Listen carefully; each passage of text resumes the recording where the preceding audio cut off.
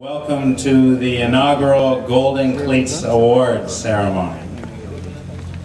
You know, for decades, Jamaica has had a tradition, a legacy of gold, and has been known for producing some of the greatest athletes in the world.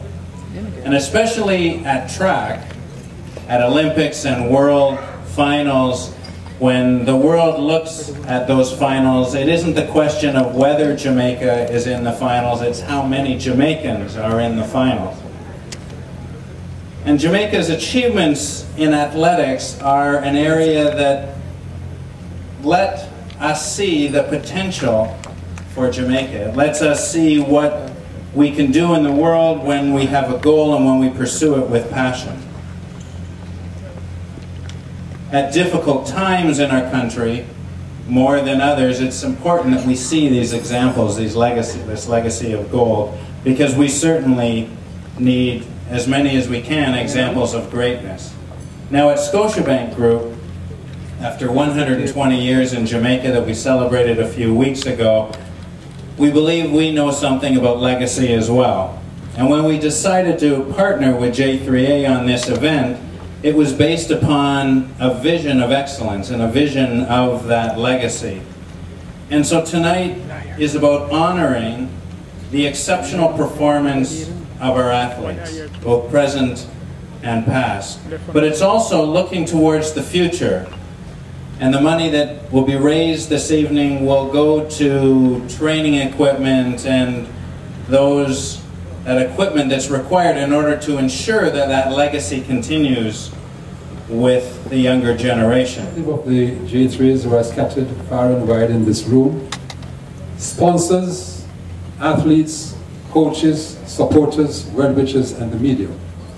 A year ago, I stood at the awards ceremony for the JAAAs at the Hilton Hotel and declared that Scotiabank was prepared to participate in a program such as this in a partnership with the JAAAs. 1 year later, Scotiabank kept the word. I thank you very much on behalf of the JAAAs. Track and field has done this country proud for many years, as we know, and history is replete with examples of our achievements. This evening is a special evening in that, having had a very successful year in 2009, again, we are very pleased to be here this evening to witness and to share with the receptors and receptacles that we're going to be hearing from later on, both in terms of the meals that we're about to receive, which is being served, and also to recognize and pay homage to our male athlete of the year, female athlete of the year, and coach of the year.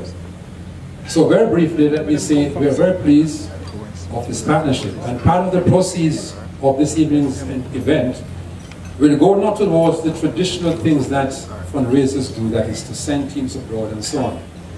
We in the JAAAs took the decision that we need to upgrade some of our physical facilities, our fully finished equipment, the software, the computers, the hurdles, the high jump pits, and so on. And so we are very thankful for this turnout this evening, and we are hoping that those sponsors who have been here with us over the years and are here tonight for the first time, together we'll be able to ensure that this country, over the years, will continue to be very proud of the performance and performances of all of our athletes. Let me end, therefore, by hoping that this is the beginning of a long-lasting relationship, Mr. Boyne and Anio, and we hope that we will be able to continue as Jamaicans to be very proud of the achievements of our athletes and the coaching. Mr. Master of Ceremonies, honored guests, ladies and gentlemen, good evening. It really is a special pleasure to give you the committee results tonight, because seated among us are some of the world's finest sprinters, hurdlers, and coaches. So we agonized over some of these choices, but in the end, I think our committee were fairly unanimous in who should receive these awards. I haven't been guided by the MC as to whom I should start with. So perhaps I should start with the male athlete of the year, whom I think most of us might have been putting their money on. But as we watched the past recipient, last year's recipient this year, we noticed that he entered an egg and spoon race in which he tied for first. But of all things, he tied with a woman. Then we watched him on a motor racing circuit in which he was not the fastest driver. Given his history, we were a little surprised that he was not the fastest driver. But he had a very good excuse, something to the effect that there was a splinter in his toe. We also had difficulty deciding between Gaza and Gully, but eventually the 9.58 and the 1919 and that relay leg confirmed Usain Bolt as our male athlete of 19.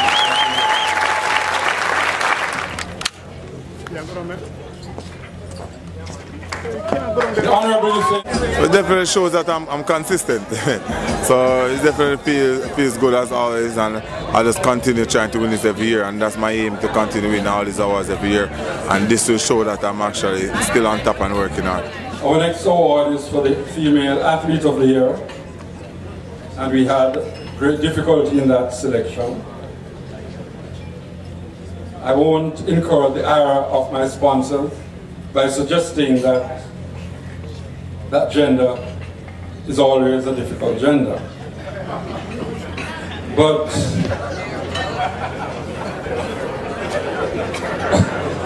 I know I'm treading on dangerous ground. Forgive me, Sister P.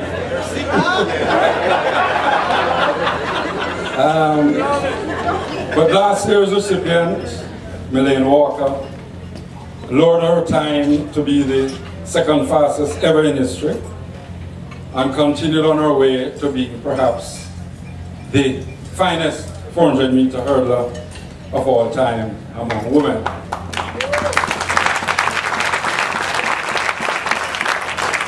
And she did what she promised. She was going to use superior technique to beat the field, and that she did. Then we had the post-retirement performance of Bridget Foster Hilton, who ran an outstanding race at the World Championships and then remained unbeaten for the rest of the season. And thirdly,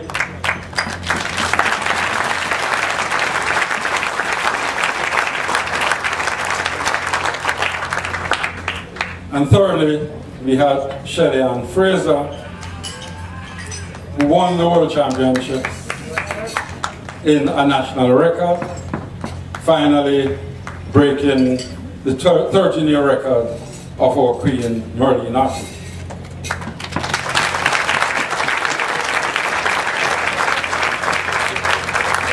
And it should be interesting to note that the only two faster times when she did her time were done by Flojo and Marion Jones.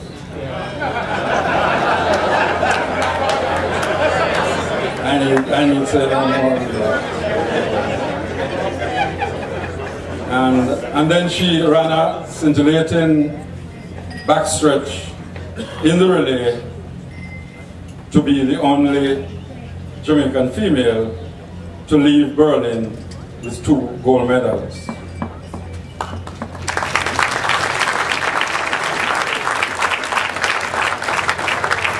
So even though we admit that the award is really for the whole year, we think that the national champion who won 2 gold medals should be our female athlete of the year.